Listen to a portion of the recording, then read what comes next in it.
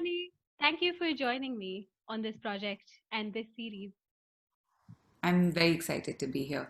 I mean, we've been part of the early discussions, and it's really nice to actually see it translate into these episodes now and to be here so early into the project.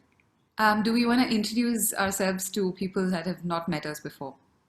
Absolutely. Why don't you start first?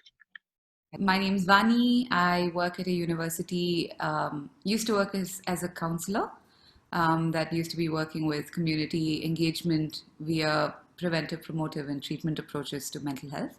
Currently, I'm focused more on just positive engagement in the community and seeing the possibilities there.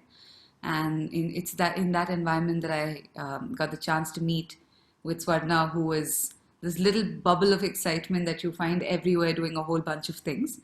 And in conversation with her, I thought this idea and project that you're working on was really interesting, and I'd like to be a part of it. So Thank you very much for making me seem very cool. Don't think that translates in real life, but I appreciate the attempt. who is Swarna? Who is Swarna? Good question. In a nutshell, I'm someone who has been really interested in mental health. And amongst other things, something that's been really important to me has been how do you bring scientific discourse for people who require it to need it? What I'm very excited about in this episode is to be on the interviewer end, to be able to like sort of ask the questions and set the tone.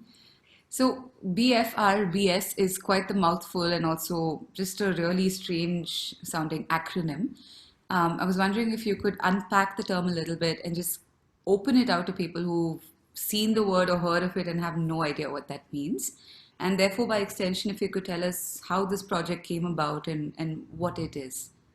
Right. Like you said, BFRB is a strange looking acronym with very little to its name. So, BFRBs are what you call bodily focused repetitive behavior. It's a lot of words, but that's okay. So, what it means is that some people experience certain sensations or behaviors which are directed to the body and they're repetitive and recurring and they exist even after you try to stop it. So it's not something that happens on a one off, but it's something that can happen over and over again in conditions of either when you're paying attention to it and when you're focused, or when it's something that you're not paying attention to and it still happens. There are several behaviors under this that come under hair pulling, skin picking, nail biting, and these are just a few examples of how this manifests. The reason this was really important to me was because I have been diagnosed with trichotillomania. And again, a very, very big name, very scary sounding. But what it means is that I've been diagnosed with this behavior of hair pulling.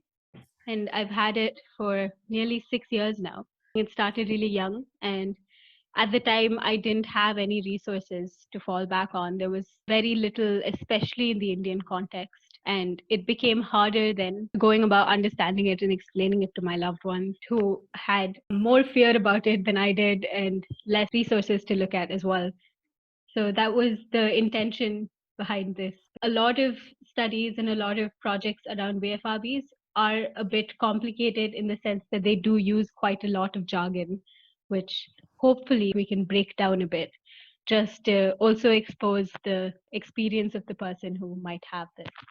Thank you for saying that, because I remember one of our earliest conversations was to say it's really telling that any literature surrounding this is so distant from our context, so alien to our context. It doesn't come from people that look and sound like us. And it's also like really just shrouded in language that one really has to keep sitting with the dictionary and just kind of looking up saying, what does that mean? What does this mean?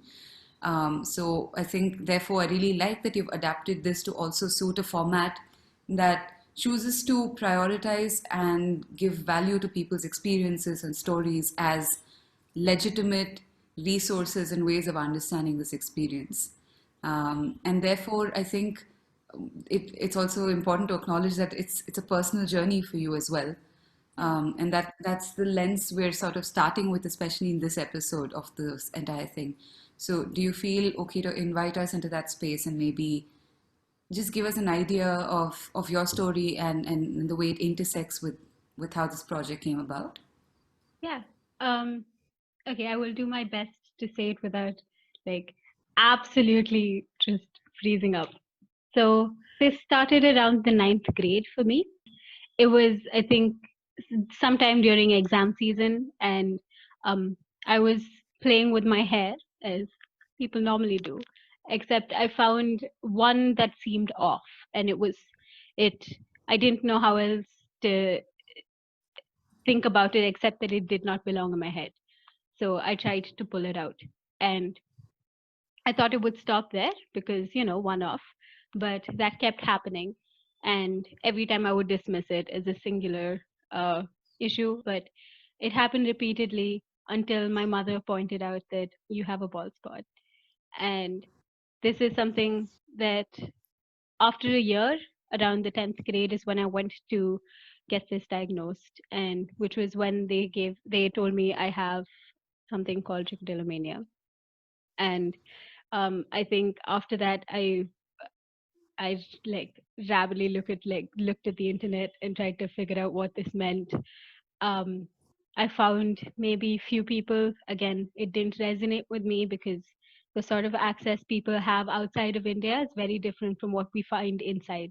So that was really difficult, and it was hard to explain to people who seemed to not have this issue. Nobody else seemed to be struggling with not pulling their hair.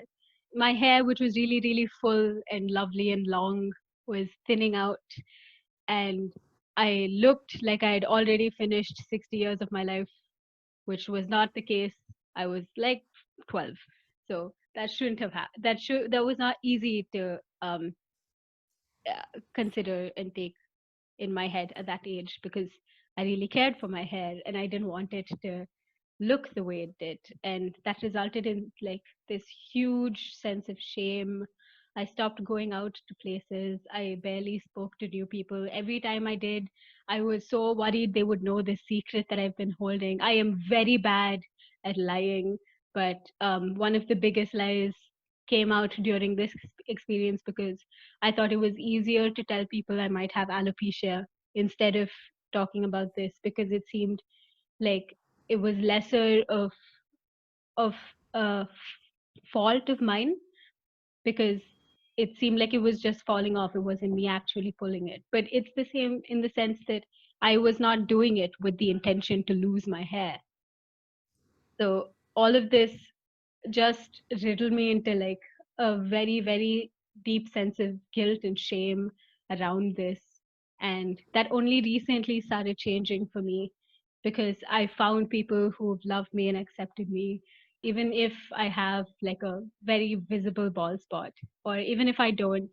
And that has never been the center of the conversation for me with them, which made it important for me to also consider what it meant to have a BFRB.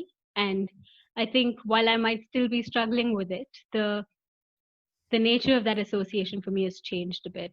And I think every time I think about how much I've accepted that, would have been easier maybe to do if it wasn't so scared in the beginning, or I didn't have the burden of both explaining it to everybody I knew as well as trying to understand it for myself. So that was the birthplace of this project. It came from that sense of trying to trying to give resources that I wish I had to understand it back when I was in school, learning about it for the first time.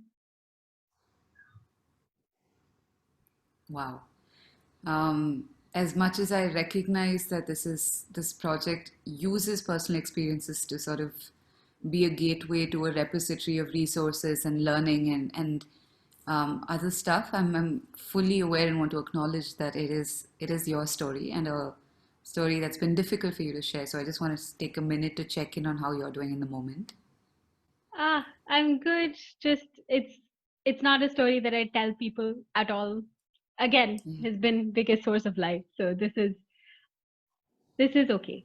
I'm quite glad I've been able to talk about it now. I wouldn't have been able to do it before. I'm just drawn to respond in, I believe in solidarity, in that while I was listening to your story, it also came to mind that from the time I was very young, I had the tendency to pull out eyelashes quite a bit. And I put it down to anything from dry eyes to allergies to just, difficulty sleeping. And it was something that, like in your case, maybe family pointed out. My friends would say, "What are you doing? Like you're pulling it out and you're feeling the texture of the hair in between your fingers. What is going on?" To a point where I almost had no eyelashes. Despite being in the field of mental health, I didn't consider, necessarily thinking of it as a mental health challenge and taking it to a professional and getting a label. So I don't want to assume that I have a label too. I think that it's very telling of what happens when you have experiences like this but don't know how to make sense of it. And therefore, I think what really stood out for me is two things. One is, I think, this discussion that we have to park for another day because it's a story in itself about how people feel comfortable making remarks about body, about appearance, and mask it as feedback, as criticism, as care, as grooming, or whatever position they come in from. And that's just like a box that we want to park because we'll have so many opinions on it. But I think the prominent emotion that seemed like people are having to carry through, which is that of shame. Yeah. And I wonder if you'd like to spend a little time saying anything about that emotion. Ah, yes. I think that's been a characteristic throughout this journey of having this. It's been since the first time my mom pointed it out really casually. It came from like this notion of I am doing something horrible to myself. It stems from that, and because it's not what you normally see. You don't see teenagers who have bald spots. So anything that seems to be different from that automatically seems to be something that should not be there in the first place. And that sense was very deeply rooted for me. And this is something, from what I know, is a very common sense throughout many people who have these experiences, be it hair pulling or skin picking. Like I said, I would isolate myself. I would stop talking to people. I will ensure that there is no that I put my hair only in one way so people won't see it. Um, every time I come home, I would automatically feel the worst about myself. I especially disliked talking to tall people. This was very important. Not because they're tall, well, that also, but because they would automatically be able to see my bald spots, which sit right at the top of my head. And that would lead to questions about, hey, why are you losing hair? What is that? Just because of how it manifests, it's a very visible, evident thing that something seems to be off compared to all the other people. And you can feel it, and everyone else seems to be able to see it. So it was crippling in that sense. Wow. Yeah. As somebody that practices in the field, what comes to mind is how we really try very hard to remind people that all emotions have space, that all emotions have information for us and important information. And over the course of our lives and journeys, we've been taught to, or rewarded for, or punished for allowing different emotions to come to the focus of attention, right? And therefore, we've learned to box away some emotions as things to be done away with, things to avoid, things to repair and fix at the earliest, in some sense. And shame probably occupies the highest rung of one of those emotions that we want to just never feel. Um, Absolutely. Yeah. Consequences that it has for us, and how critical and how punishing the entire experience can feel. Um, so as you were talking about it, I think again another thing that came to mind is the entry points that people have when they learn this thing about themselves, right? And I want to emphasize that this is one part of somebody's life, and that it can become that part that is blinding everything else, depending on the entry point that you're coming in from. So if you happen to be at a salon getting a hair treatment, or happen to visit a dermatologist for something and you hear something, or it's mental health becomes the entry point for someone to experience or understand this. Um, where I want to believe that shame would not be the first emotion that gets highlighted or picked on. Is there something you want to add to that? Um, I think you're right in terms of there is there are different entry points to how this starts off, right? Because I know that the first time we first went to a trichologist. A lot of other people may never think of it as a mental health issue. They might just think of it as a hair thing. So in that sense, it's it doesn't automatically seem to be linked to mental health. I think regardless of the entry point, something that is common is because of how visible and how different it is that notion of shame. And when we were discussing, I remember us saying the kinds of responses and treatments that are not currently, that are widely available, focus so much on saying you're having these behavioral, physical manifestations, and here are ways you can unlearn that and, sort of learn a new thing instead that's supposedly healthier, etc. And while that has its place and um, has its value, the emotional part gets, Yeah, parked for a while, saying let's revisit it later. It doesn't seem to happen necessarily simultaneously or parallelly in a lot of approaches. right. That is Um, true. So, quite a lot of them seem to have a very, it is a behavior, and hence we will fix the behavior. There is nothing else that seems to be encompassed in that understanding, which is also again an indicator of how you think about BFRBs. And again, that is something that might genuinely help for some people, but um, I know that that was not a thing that helped me. That there was quite a lot that was going on behind the behavior, and I think dealing with that automatically gave me a bit more headspace to understand and work with this. So I think there are different ways, but quite a lot of times we don't really know how different um, fields of psychology kind of respond to and understand this behavior. and that feels very important because for someone that's walking into a therapist's room, and there's not much information on what lens that person's working with, it can feel very reductionist if I'm saying, well, it's purely an impulse behavior, and this is on you. Like, here are techniques that you need to do as the person that's also suffering and being affected, and fix it, and that it's all on you. If you don't happen to fix it and the behavior continues, that's also on you.